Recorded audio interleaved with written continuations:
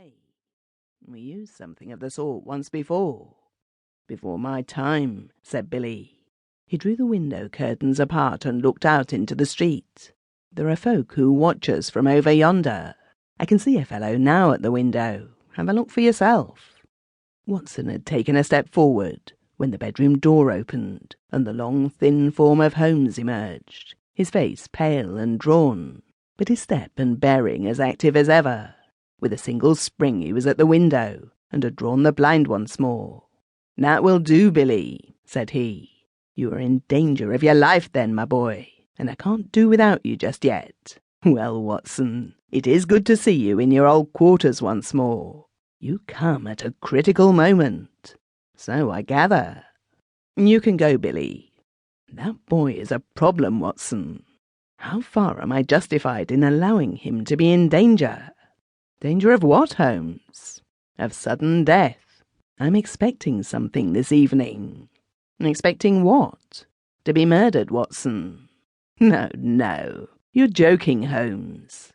Even my limited sense of humour could evolve a better joke than that. But we may be comfortable in the meantime, may we not? Is alcohol permitted? The gasogene and cigars are in the old place. Let me see you once more in the customary armchair. You have not, I hope, learned to despise my pipe and my lamentable tobacco. It has to take the place of food these days. But why not eat? Because the faculties become refined when you starve them. Why, surely as a doctor, my dear Watson, you must admit that what your digestion gains in the way of blood supply is so much lost to the brain. I am a brain, Watson. The rest of me is a mere appendix. Therefore it is the brain I must consider. But this danger, Holmes. Ah, yes. In case it should come off, it would perhaps be as well that you should burden your memory with the name and address of the murderer. You can give it to Scotland Yard with my love and a parting blessing. Silvius is the name. Count Negretto Silvius. Write it down, man, write it down. 136 Moorside Gardens, N.W. Got it? Watson's honest face was twitching with anxiety. He knew only too well the immense risks taken by Holmes, and was well aware that what he said was more likely to be understatement than exaggeration. Watson was always the man of action, and he rose to the occasion. "Count me in, Holmes. I have nothing to do for a day or two." "Your morals don't improve, Watson. You have added fibbing to your other vices. You bear every sign of the busy medical man with calls on him every hour. Not such important ones. But can't you have this fellow arrested?" "Yes, Watson, I could. That's what worries him so." "But why don't you?" "Because I don't know where the diamond is." "Ah, Billy told me. The missing crown jewel."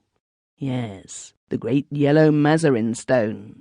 I've cast my net and I have my fish, but I have not got the stone. What is the use of taking them? We can make the world a better place by laying them by the heels, but that is not what I am out for. It's the stone I want." "And is this Count Silvius one of your fish?" "Yes, and he's a shark. He bites." "The other is Sam Merton, the boxer. Not a bad fellow, Sam, but the Count has used him."